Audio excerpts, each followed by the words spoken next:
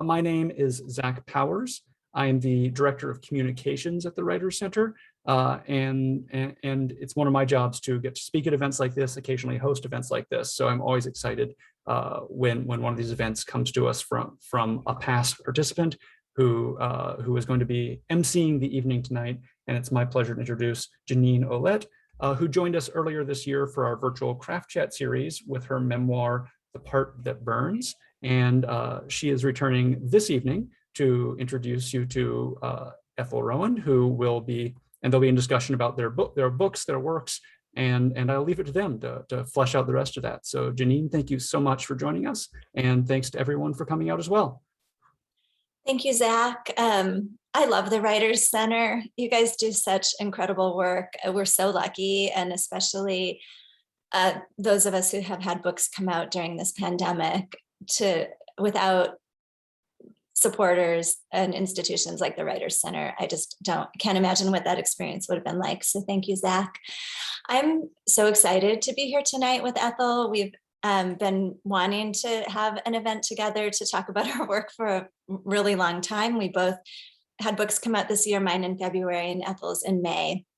And yeah, this beautiful collection that she has brought into the world, struck me just on the deepest level. And it also is work that I feel resonant with in that way, that when you're a writer and another writer is exploring things that you feel are in deep conversation with your own work. So it's just an honor to be here with you tonight, Ethel. I'm going to introduce Ethel.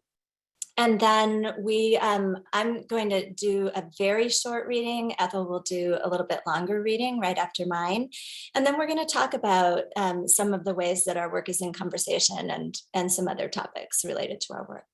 So Ethel is an award-winning essayist, novelist, and short story writer. Her latest book, In the Event of Contact, won the Dzanc Book Short Story Collection Prize in 2021.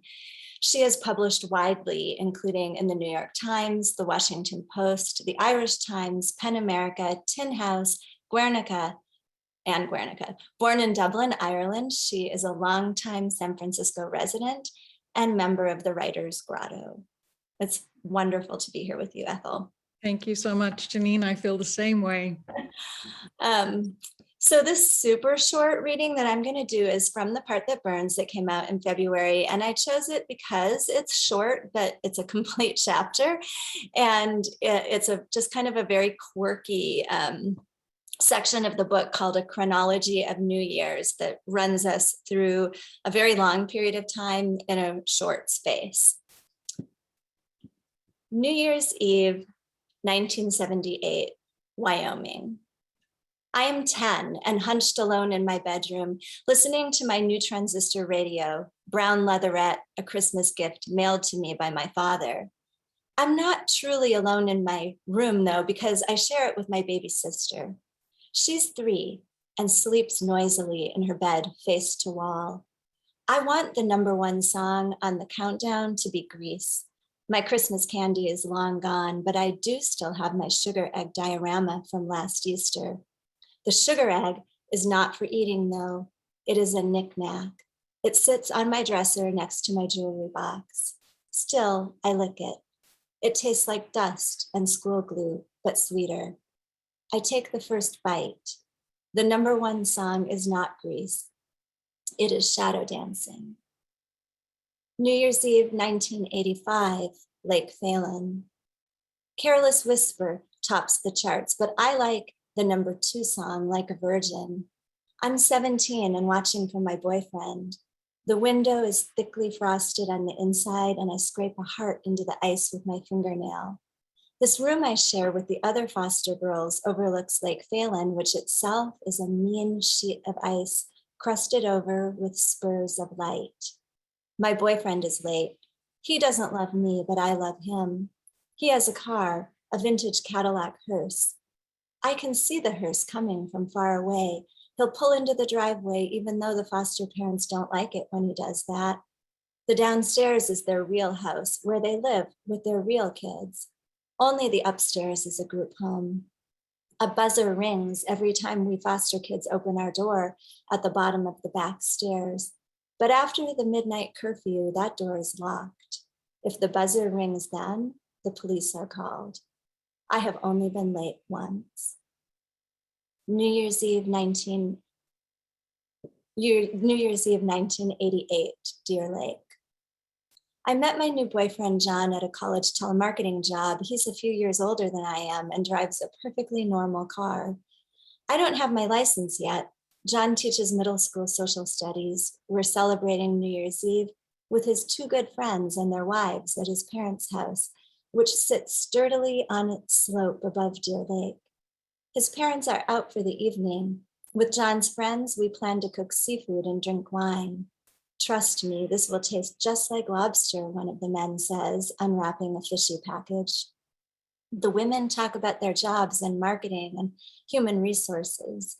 They talk about the cost of fabric for drapes in their 3-bedroom homes. They talk about babies. I am 20 years old. My younger sister at 14 is still in foster care.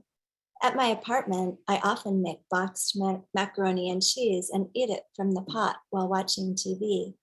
This year's biggest hit is Faith. Next year, I will marry this man. New Year's Eve 1990, the dinner bell. Sophie is 5 months old. Her top lip has one perfect white blister from nursing, which she does ecstatically and with her whole self. When she's sated, she goes limp, drunken sailor, her father says, and milk pools sticky in the spaces where her skin meets mine. Tonight, my husband's parents are babysitting. We are young, they said. Young people must go out on New Year's Eve. My dress pinches around my swollen breasts. In the grim light of the dinner bell bathroom, I see someone else's face. Not bad, my husband says about the gluey mass of noodles on his plate. He is trying. We both are. Sophie lies in her crib in our house, a drafty Victorian fixer-upper with beautiful bones perched high on the crest of Summit Avenue. The house looks over the blackness of North Center Lake. Sophie is a seabird. She flies into the world through me. My glass case breaks and breaks and breaks. Fresh air rushes in, merciless. The #1 song this year is Hold On. New Year's Eve 2000 to 2014, home.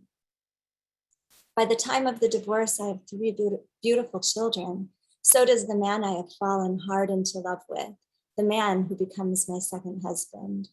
Together, we try to stitch a family from scraps and remnants. We create new holiday traditions, including epic New Year's celebrations with our closest friends, for which we make cheese fondue and chocolate-dipped rose petals and homemade bread. Our 6 kids and their friends pile into the house for endless games of Monopoly and Risk. We even let them build a mini golf course with sand traps in an upstairs bedroom. They spill punch and trail breadcrumbs all over the house while we adults toast our next opportunity for a clean slate. Some years we read fortunes or write our regrets on slips of paper for burning. The kids run around the block banging pots and pans. One year we make martinis and get drunk enough to gyrate ecstatically to Dancing Queen while saying and doing impossibly embarrassing things. Mostly though, we're lucid for these turning points. We look back, we look forward. Why then, as the years pass, do we not see it coming? Hear it coming, this feathery ruckus, the frantic, then steady beating of wings as these kids slice into the air one after the next. The New Year's Eve before our youngest takes flight, the top song is Happy. You should hear how it is now, this clanging of radiators against the rise and fall of our bodies and our breath, my husband's and mine echoing inside the ribs of this empty house. New Year's Eve, forward, the body. The year turns on the calendar, yes, but also in our bodies. Not long into 2015, I wake to a text from our youngest. Mama, I will take care of you when you are old. I'm only 46, but the message is inspired by loss and example. My husband's 95-year-old mother has recently died, and we are all so moved by how tenderly his sister cared for her. Perhaps the turning of the year is always as much a burial as a birth, a marked page more than a blank one. English novelist Graham Greene wrote of the winter holidays, "We require a season when we can regret all the flaws in our human relationships. It is the feast of failure, sad but consoling. Still, next time one year gives way to the next, I'll put my feet on the floor and look forward and say, I'm alive. If I were the resolution-making type, I'd resolve to love harder. I'd wish that for all of us, to love more ferociously this bruised up planet and each other, to love with our muscles and our bones and our spectacular teeth, our eyelashes and our precise, unmistakable skin, inscribed as it is with the scars and abrasions of where we've been. We can love loudly with our voices too, singing and humming and hissing into the ether from within these strange and temporary shells that hold us." Thank you. That was beautiful. Thank you. Thanks, Ethel. I'm super excited to hear you read. Well, I think we didn't discuss our readings before this, but I think mine does speak to yours. And I think our books consistently have done that, particularly how they mirror each other in terms of themes of the body and legacy and relationships, particularly familial relationships. So I also prepared just a very short reading. It's from the fourth story in the collection, titled Rare But Not Impossible. I'm just going to read a couple of scenes, and even though it's not the beginning of the story, I don't think I need to set up very much for you other than to say that the central character is Margot, who is a young woman who emigrated to New York and is on a visit home to her Dublin family, her parents, and her childhood home for a friend's wedding. So I think that's all you need to know. Margot's childhood bedroom never changed, narrow, sparse, and a soft pink paint that coated even the ceiling. She was getting between the covers patterned with a feel of buttercups when the telephone on the hall table rang. Even that sound was different in America. Ma'am answered, her low voice carrying up the stairs. She just went to bed. She's absolutely wrecked. Did you want me to go get her? Kevin obviously said no, let her sleep. Margot lay awake, fighting the urge to jump up and start punching the wall. After years of blameless service, her IUD had shifted out of place, rendering it useless. Rare but not impossible, her OB/GYN had said. Margot could still see the pregnancy test stick, those two pink-red lines. She and Kevin had never wanted kids. Their lives were full, rich. Margot booked an abortion. Kevin anguished. Maybe the baby's meant to be. Maybe fate is smarter than us, he said. So you're going to fail me too, she said. Margot circled the supermarket's car park, searching for a vacant space while Ma'am fretted on the front passenger seat. I don't like these new underground garages, all the rows and floors. Your dad can never remember where he left the car. Margot spotted a parked van with its reverse lights on. She rolled Dad's Escort to a stop in the middle of the aisle and waited, shaky, fog-brained. She drunk too much red wine at Bridget's hen party. Ma'am hummed nervously, loudly. The van rolled away and Margot glided into the vacated spot. Ma'am jotted down the space's number and floor. I would have remembered, Margot said tightly.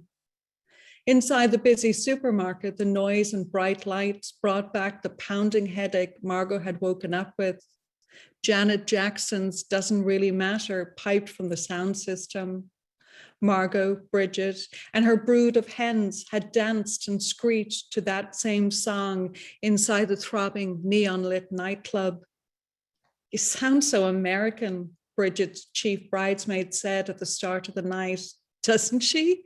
Bridget said, laughing. When Margot admired a hen's designer sneakers, the group snickered. At one point, she almost said male, but caught herself. Some of the conversation was lost on her, notable Irish people and current events she wasn't familiar with. When she mentioned the taxi driver from the airport and his hot off the shelf Nokia phone, the women said he was likely a gangland gangster. A lot of the taxi drivers are now, loads of them big time into drugs and sex trafficking.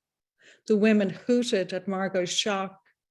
Throughout the night, she was careful to never sound like she was bragging. Twice, she was asked if she had kids. Mam pushed the trolley forward and pointed to various items on the shelves, which Margot dutifully fetched. The trolley filled. From another aisle, a woman shouted, "What did I say?" Slaps on bare skin and a child's wail sounded. At the meat counter, Mam ordered 4 beef burgers and 4 chicken breasts. Better to be looking at it than looking for it. "Now you said it," the butcher said, his dark head the size of a football and his apron a brilliant, deceptive white.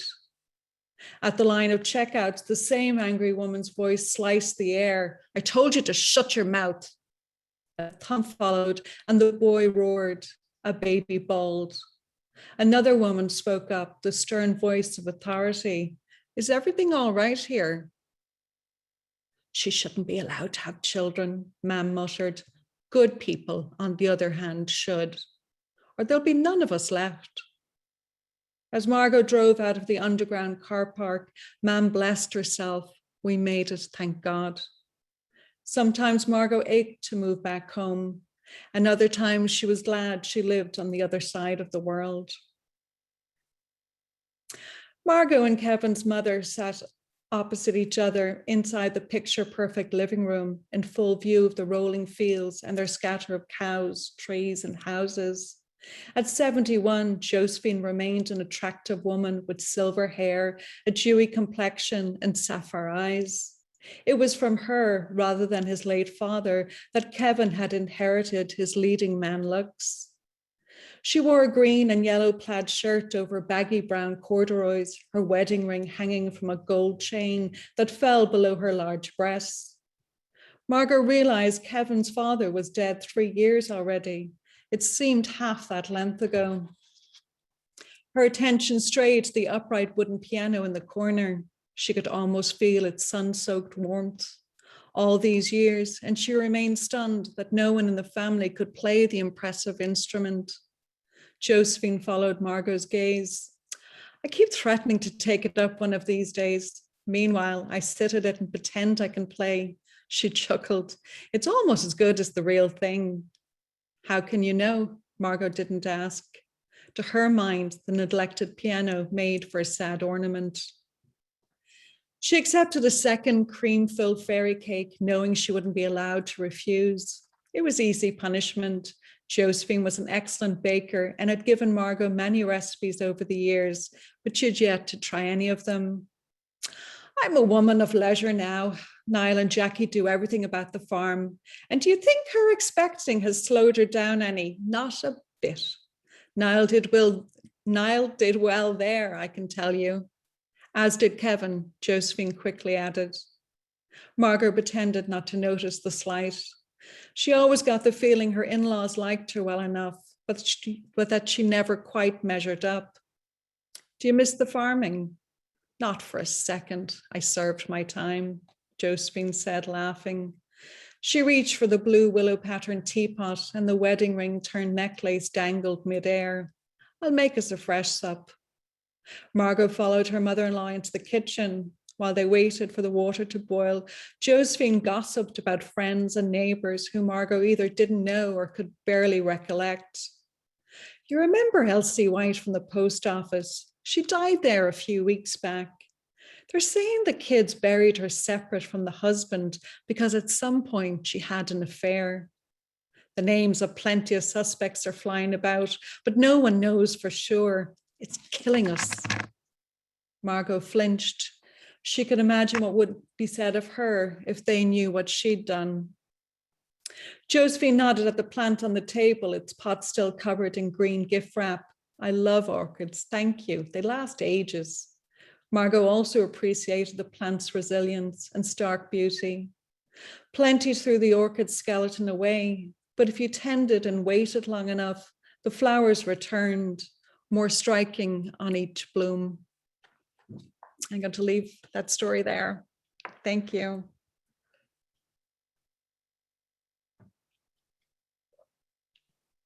Thank you, Ethel. That was so beautiful. I saw someone in the chat, Susan said so timely, and I could not agree more. I feel like you, with this collection, it's eerie, it's a little bit hair-raising, you know, that you took up this theme, even the title, you know, this theme of human contact, right on the precipice, unbeknownst to you, of this global pandemic, right? Where we all got such an acute experience that's not over, of, you know, this intense awareness of human touch. And in the title story, which I find incredibly haunting, this idea of the child who develops that rare disorder of the extreme fear of touch, even of her fellow triplet siblings, is just so incredibly haunting. So I wanted to talk a little bit about the theme, and I guess my question is twofold. I'd like to hear what inspired the theme for you, how you came to write these, you know, linked by theme stories, and then also what your response was, you know, to having this theme that you took up pre-pandemic, you know, how that changed for you. What was that experience to have the pandemic roll out? Yeah, thank you. It's true. Obviously, I had no idea at the added timeliness, if you will, of the collection and the stories. The stories, there are 14 in the book, and they're written over quite a long span of time, you know, at least a decade. And when I was collating the collection, putting it together, it won the Dzanc Prize in 2019. So, you know, it was somewhere in the window of 2017 to 2019 that I started realizing I had enough stories that I felt strongly enough about to think they might be, you know, worthy of putting together into a collection. And, you know, all along, I think, you know, each writer, we all have our various obsessions and preoccupations and patterns in our work that we see over and over again. And a long time theme of mine has been contact and connection, particularly, you know, human contact and connection, and, you know, both its necessity and its trespass and violations. And, you know, I think particularly as a woman, it's almost impossible to exist in this world without being, you know, scathed in one way or another by incursions, you know, on the body. And so that was consistent. You know, there's a universality and a constancy to our need and our hunger for, you know, positive contact and connection, you know, through which we thrive. And then where there are trespasses and violations, abuse and such, you know, we wither. It's shriveling for the spirit, the soul, and the body. So they have been consistent in my work all along. But obviously I have, of course, thought long and hard about the timing of this. And as you say, you know, the title itself. And I think what was happening somewhat subconsciously for me in this time period of around the 2017, 2018, I think my body, I've become over the years, from my earliest memories, sort of hyper attuned to tension and to menace. And that was very much present, pervasive, just in the universe, in this country and globally. In recent years in particular, we've had this culmination of a sense of menace and trespass and various violations and division. And as that has sort of risen to the fore, we have, because we are, I think, ultimately beautiful human beings, we have also seen at the same time a surge of coming together, of alliances, of defiance, of hope.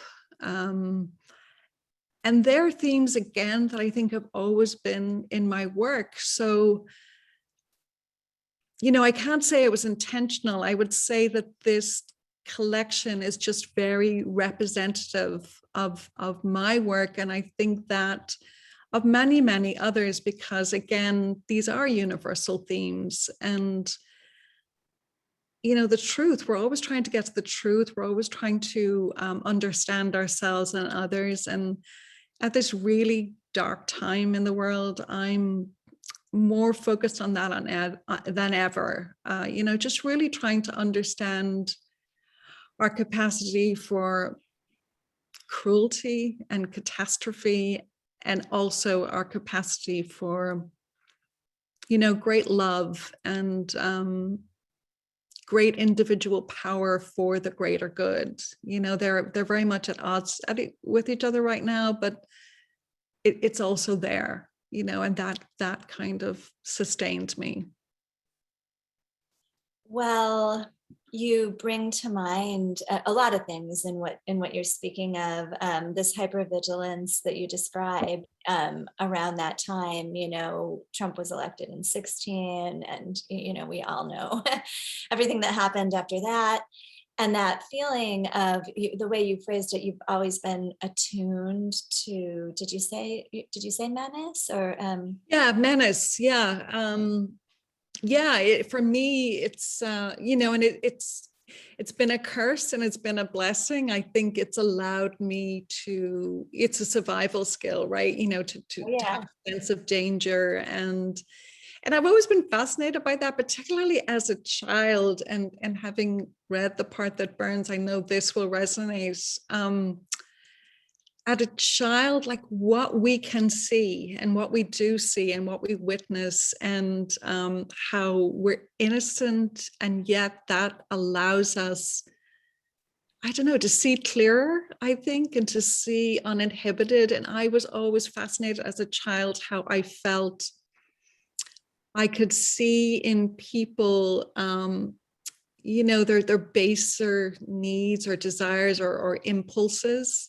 Mm-hmm. And I was just sort of shocked and really confused, like why the adults around me didn't seem to sense that or be aware of it.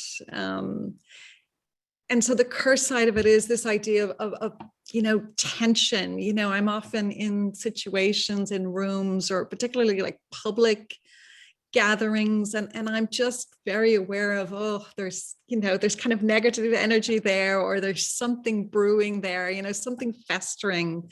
I'm very in tune with that. And I think that's what we do, right? As writers and artists, we're observers. We're kind of always like gathering information, and people fascinate me. So I'm always trying to access them and understand them and, see beyond the surface. Yes, I think, you said something about that we're trying to get at truth. And I wholeheartedly agree. I don't think there's ever been a more important aim for writers than that. And especially now. So I just, I could not agree more strongly with that. And then this idea, you're talking about this sort of blessing curse, of that. I think, one of the ways to think about this quality you're describing is just an empathy that's so hyper developed, that you are taking in, and I absolutely share that quality with you. But you're taking in, in a situation, both what's actually in front of you and then everything that's, like you said, under the surface, and I've actually described that to my husband. The thing that always comes to mind for me is like big family Christmas celebrations, when there's a lot of people coming and going, and usually there's a lot of intensity around that holiday. And I feel like there's everything that's happening in the room and the conversations that are happening in the room. And then there's this whole other pageant that's happening. I think of it as, like all this other energy that's moving like right behind all of the people, and it's fascinating and exhausting. And so, but I do think that is what it is in some ways, to really lean into the writing job of observation, that really deep observation, that is more than what you see and what you hear, and it's deeper. And I feel that so strongly in your work. Your characters are so complex and so real, so fully drawn. So I want to talk about that a little bit more, but I wanted to talk about, you mentioned embodiment, and that's one of the ways that our work is definitely in conversation. And I would love to hear what some of your methods are for writing fully embodied characters, for writing, through and into the body rather than simply about the body. As Megan Stalstress said a few weeks ago, I was in a conversation with her, and, it's easier, really, she said, and I would agree, to write from the head, to write from an intellectual place of ideas and thoughts. It's a very vulnerable task to write from the body. At least for me, it is. It requires a lot of, feeling. And so I'd love to hear your thoughts on that, writing from the body. Yeah, thank you. I think my writing from the body, it's less intentional and very much instinctual. Mm-hmm. And I actually would be curious to go back and look at, there was such a long period of my life, my teens and young adulthood, where I had totally, because of childhood trauma, I had totally detached from my body, which is something else that your book also covers. I had detached for so long. I suspect that had I been writing then, I'm just curious what the work would have looked like. Mm-hmm. It was when I became a mother for the first time, something else that we share, that I was, if you will, forced back into my body. And it took a long, long time, and it was a difficult road, but becoming a mother allowed me to reattach with my body. And I was at first angry when I realized, because again, getting back to this idea of the truth and telling the truth in our work, my body has always been kind of my guiding force. It tells me the truth when I'm not always aware of it myself, and it guides me. And so if I've got big decisions to make, I check in with myself. I just get still with the question, get still with my concerns or my dilemma, and literally just kind of wait and see what my body, what information it shares with me. So I've always had a very close relationship with my own body, whether it was that I was, denying it, and even in denying it and detaching, you're still hyper aware of it. You keep pushing it away, but it's an ongoing, very prominent relationship that you're having. And then to reattach and to recover and to be able to exist within my body and embrace it and love it in a way that I didn't for, well over the first half of my life is pretty profound. So it's not surprising to me at all that the body continually shows up in my work, in my writing. And I think I don't see that changing, you know. It's very rich material for me. And when I go to the page, you know, those sparks that drive me to tell a story, they are usually elicited from something visceral, something very vivid.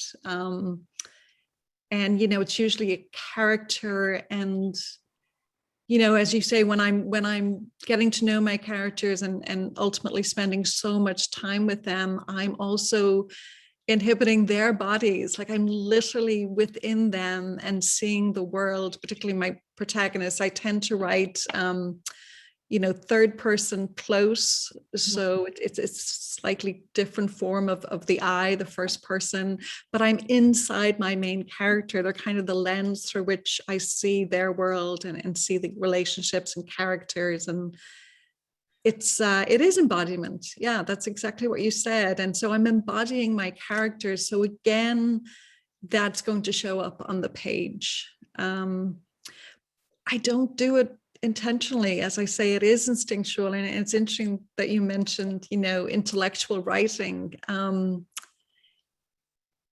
I almost feel it's sort of a weakness of mine. Sometimes I feel it's a failure that I don't write in that way. And I don't enjoy writing in that way. And I don't always enjoy reading a lot of intellectual work, particularly when it becomes to storytelling.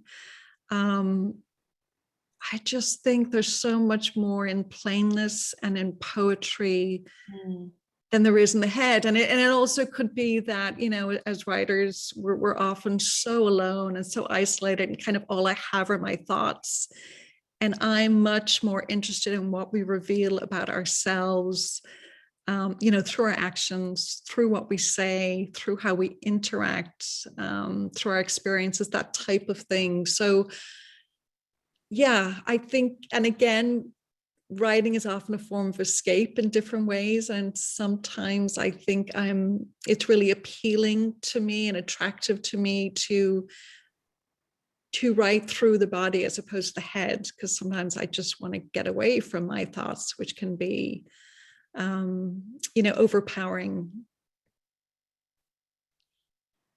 Ethel, you said something about how some of your stories, you'll often find your inspiration or get the initial idea from a visceral, you said there'll be a little spark, and it's often a visceral experience, and it might be related to a character. And I understand that there's this fictional character I've got going right now, you know, but can you give an example of that, whether it be from a story in this collection or another story, or even just a hypothetical example, if it's too much to be on the spot to think of one that, you know, actually happened. But I'd love to hear that. Pam Houston talks about glimmers.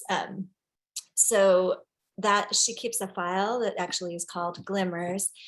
And Pam Houston, for those who maybe don't know her work, wrote Cowboys Are My Weakness, and her latest memoir is Deep Creek.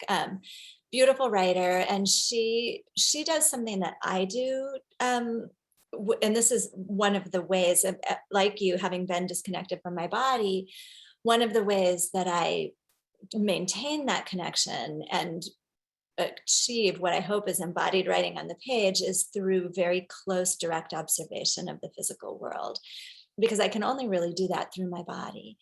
And so sensory observations. And so what Pam does is keep like things that just, like you said, a spark, and she calls it a glimmer, and she'll keep a file and just have that. It's just a little fragment of something. Don't make it into anything. It's just like a list, you know? And so I find process fascinating, and hearing that you have this process of the spark. Yeah, I want to hear more about it. Yeah, yeah, that's one of those questions, you know, somebody asks you and your brain just goes blank. I know, I knew I was going to do that to you. No, I think it would be helpful to everybody here. So I will try and recall, well, let's think about the title. Let me think about the title story in the collection, which is In the Event of Contact, and you mentioned it earlier. and it centers on three sisters. They're tweens, 12-year-olds, triplets. And one of the sisters, Ruth, has an extreme phobia of touch, which I'm blanking on its correct term right now. But I'm fascinated. I just reread those first paragraphs of that story, and you didn't name it in those, but you said a like very rare medical, like it's real, right? It is a real symptom. It is real. Oh yeah, yeah. It is a real phobia. But you know, that story was set like in the late 70s, and you know, Ireland at that time, and still to a certain degree now, you know, they're not into labels, and you know, this would have been a working class, you know, North Dublin family who it would be a rare occurrence to go to a doctor and pay that fee, etc. And yeah, I was sort of, it felt more familiar to me, this idea of something so enormous and that it wouldn't even be given, you know, its name within the family. That resonated, this idea of kind of not facing things head on, and skirting around them, etc. But I'm trying to think, and I love that idea of glimmers. That's exactly what they are, because I can, you know, go through my days and my life, and you know, there's so much coming at us constantly, and of all of those, you know, I can't know, I can't anticipate what is going to bubble up and stick with me and become, you know, that spark or glimmer that ends up, you know, igniting a story. So I'm trying to remember within the event of contact, that particular story, what the spark was. I think the idea of the fear of touch obviously was a very rich premise for me to explore, you know, this idea of a young girl who's a triplet, who cannot bear to be touched, and for her two sisters, and one sister in particular, to be devastated by this, and who kind of made it her mission to cure her sister, both out of love for her sister, but also with sort of very selfish motivation. And for me, it just allowed me to visit so many aspects of that really messy thing that is, you know, touch, human touch in particular. And what would that be like for a loved one to not, you know, to not be able to touch her, for her not to be able to touch you, for her not to exist fully in the world, and to be really hindered by an inability to make that kind of visceral contact.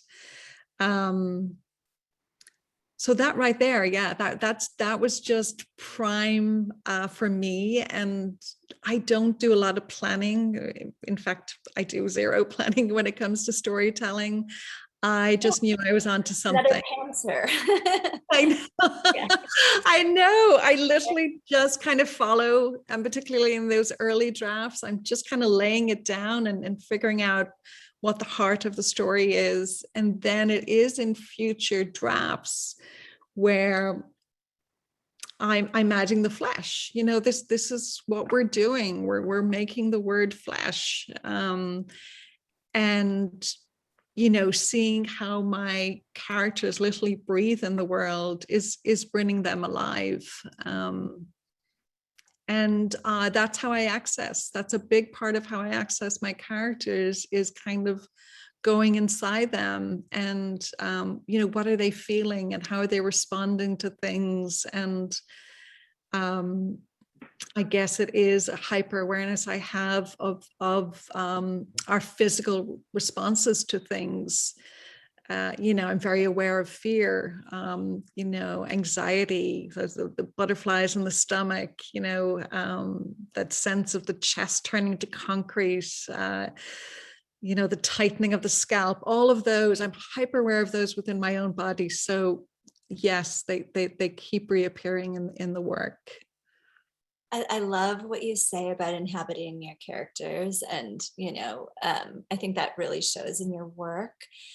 I I always think about this line from John Gardner's book. I think it's in his Art of Fiction book. He says, and being British, he uses the word demon, where I might use the word ghost, but that we move like a demon, you know, into and through the characters that we're putting on the page. And it's so beautiful, you know, to think about that. And it's so relevant to what you said earlier about truth, about, you know, this aiming toward writing something true, and what that means right now in this divided world where we're living with menace and living with divisiveness. What does it actually mean to, you know, inhabit a fictional character? And what does it require empathically, you know, to really do that and have that not simply be an extension of ourselves, you know? I mean, always to some degree, every character is going to be in some way an extension of our writer self, but if that's all it is, then, you know, it's not going to work. So how do we, you know, to push into that other realm? And that's so beautiful. I also wanted to say one thing about something you said earlier about you putting your characters, you kind of hinted at it right now too, like anxiety. And you said you wanted to really test the bounds. You said that human beings are so complicated and capable of so much. And you said so much cruelty, but also such great love. And George Saunders says something, and like there's kind of some sort of reading guide thing, I think, at the end of 10th of December, you know, that very iconic short story collection he came out with several years ago. And he said that if you want to write about love, you have to test love. You know, you can't just write about love and it's easy. Like if you really want to understand what love is, then you give it every test, you know, you push it to the brink of collapse, and then you can learn something about love. And I feel like that too is a concept that I see happening in your work, and just in these profound and beautiful ways. So I wanted to talk about, at the same time, your characters are set in the ordinariness of daily life. You know, for the most part, these are stories that are happening, you know, in the four walls of people's homes, and character-driven stories about essentially, you know, what it means to live, you said, in families and in relationships. And so I would love to hear you. And then we're going to also, I want to say to those of you who are listening, if you have questions, and I see a couple of you have popped them into the chat, please do go ahead and do that, because I will then read those questions to Ethel after we talk about this one. But I just wanted to hear about that, because, you know, I feel strongly that those stories are so important. And I'm so grateful to the writers who have gone before us to pave the way to women's literature. And I say that, you know, women's literature of the domestic, being taken seriously and considered literature.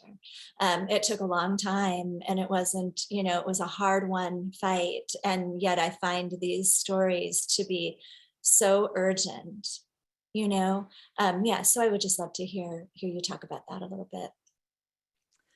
And again, I would say it's, you know, the stories that I tell are instinctual. I never sort of sit down with the intention of, I'm going to tell a domestic story, or I'm going to center my story around this. But inevitably, again, there's the pattern there. And as you say, I'm often, you know, inside stories, inside homes, inside those four walls, and seeing what transpires. And going back to that Gardner quote, like that's wonderful, that idea of like being a demon, a ghost, moving in and out. I would say I think of it as being a spirit. I think there's something very spiritual about storytelling, and you know, going inside other characters to see what they have to tell us, to see what they have to reveal to us about ourselves, about themselves, and about humanity as a whole. That's a really big undertaking. And I think if we thought about it in terms, certainly for me, if I thought about it in such a profound way, it would be quite daunting. So I don't think of it as that way. You know, I just think of it as I'm telling a story, and my goal is always to tell the most interesting story I can. So process-wise, in those early drafts, when I'm laying it all down, in future revisions, I'll go back and I'm, you know, to the characters, to the story, give me more, you know, give me more. I'm constantly kind of peeling back and opening myself up, asking the story and the characters to open themselves up and return to me, and seeing, you know, why am I with you? You know, why are you with me? What's the story that together we have to tell? And what's the truth that we're trying to get at?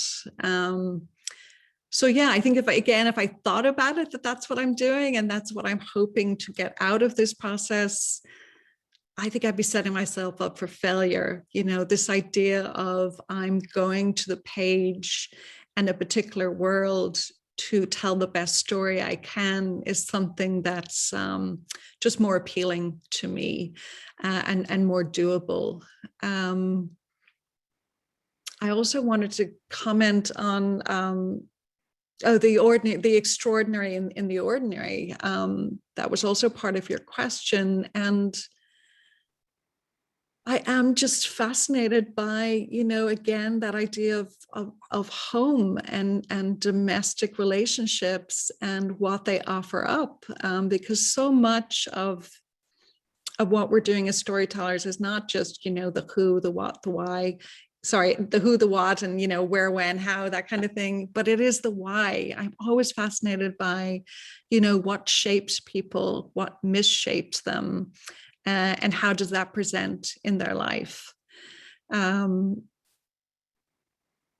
that task, that undertaking to make the ordinary extraordinary, it is like, I look at nature, like we're daily surrounded by, you know, a sky and birds, and, you know, you can take that for granted and not see it, or you can get still with it and sit with it and watch it unfold. And it's miraculous, you know, it's magical. That's the everyday, but it's extraordinary. And likewise, that's my attitude toward human beings.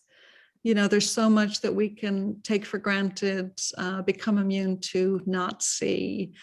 And I'm always trying to myself, and in turn, hopefully my readers, it's an undertaking and an invitation to see things differently, see it at a deeper level, try and access things differently so that I might learn more, you know.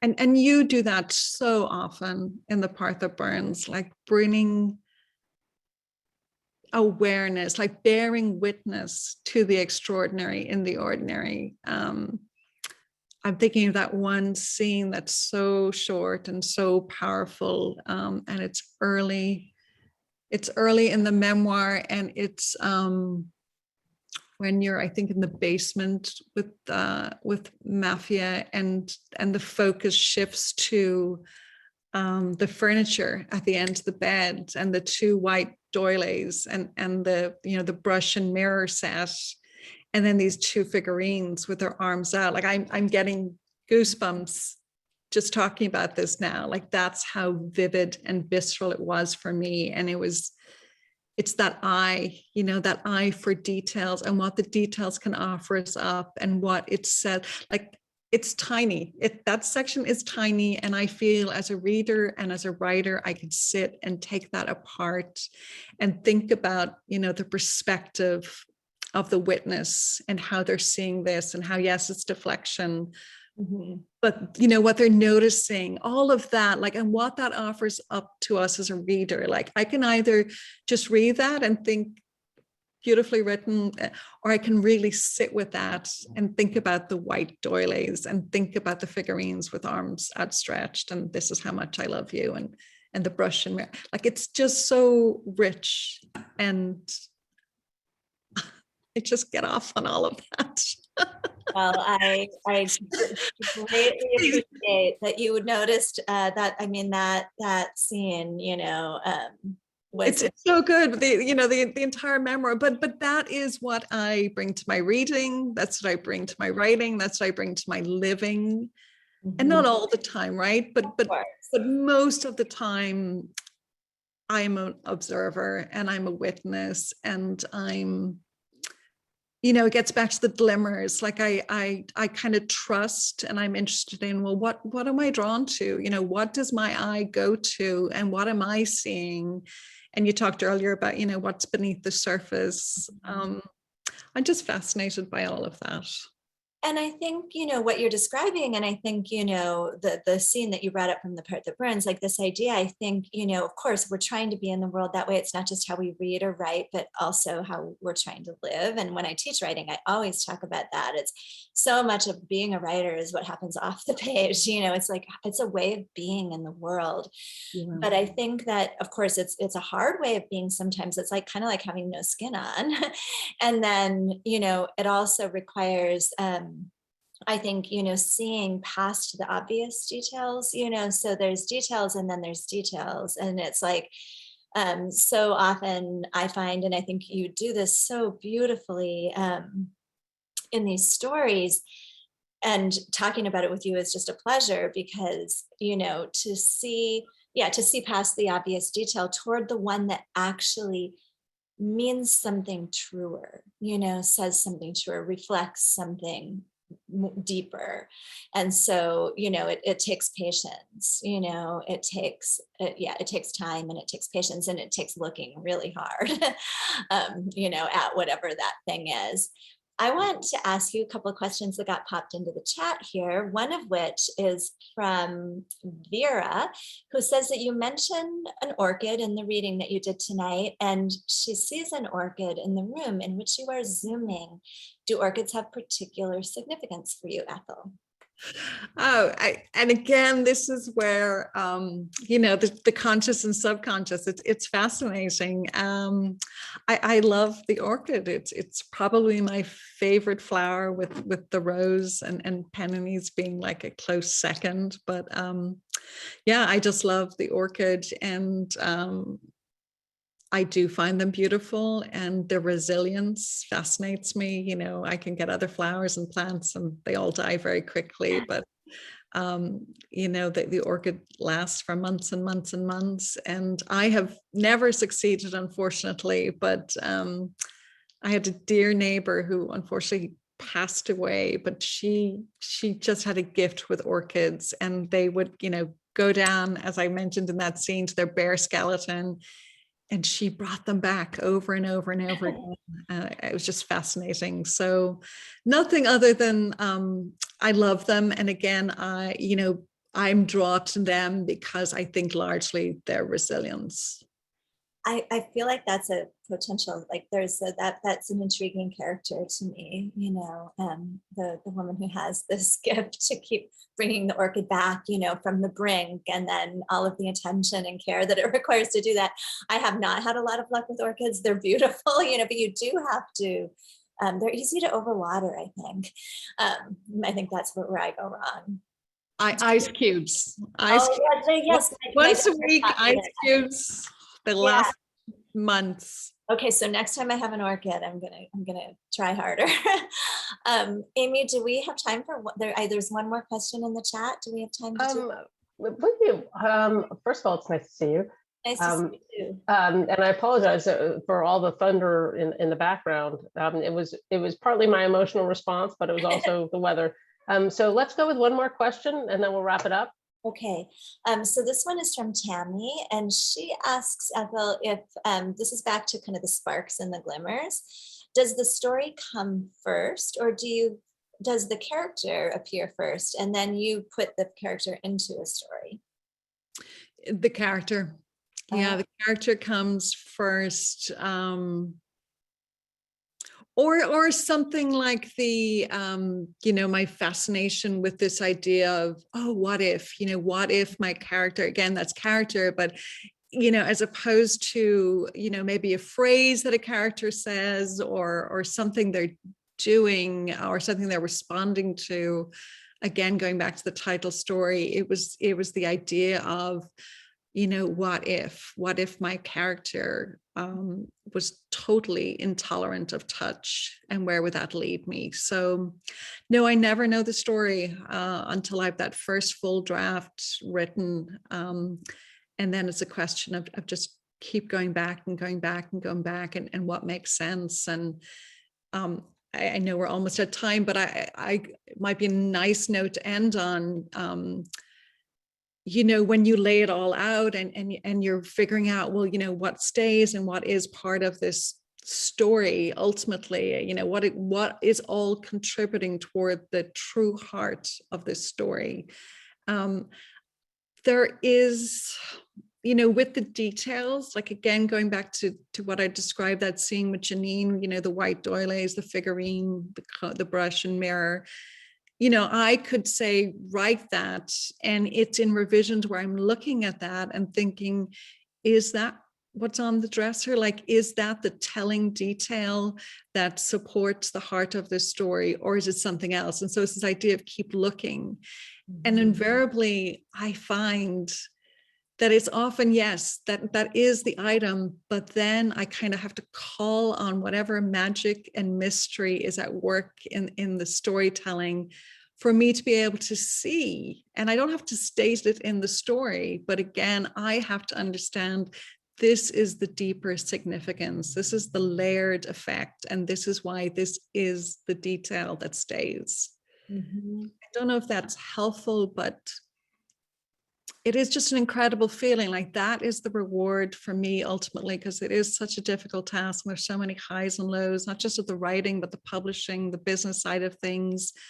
I keep coming back to the page and to telling stories because of that sense of this conflux of mystery, magic, that spiritual sacredness of trusting the work, and it's either right and I need to fully understand what it's revealing to me and ultimately to the reader, or it doesn't belong. But you just know it is like it's already all there waiting for you to find it and craft it and share it with the world. Well, you have done that masterfully, and we're all better off for it. So grateful to you, Ethel, for your work and for being here tonight, and to the Writers Center for having us. Love the Writers Center, and to everyone who's here. It has, as we said at the outset, rough times to launch books during the pandemic. And we're so grateful to everyone who shows up and of course buys books. And writes reviews. And writes reviews, absolutely, all of that. It is actually not possible to overemphasize how important that's been for writers always, but there's nothing like this time. So we're just really thankful to all of you. If I may, I just want to also echo everything Jeannine has said. A big thank you to the Writers Center, particularly for accommodating me. I had to reschedule this because of ill health, and I'm very grateful for you doing that. Jeannine, thank you so much. It truly is a pleasure and an honor. I love The Part That Burns, and I feel like I know you through that, and I love you, and thank you. And I want to give a big shout out. Thank you to everybody who's here. In particular, I see Shauna Gilligan is here watching and listening from Ireland, which is midnight right now. So thanks, Shauna. And thank you all.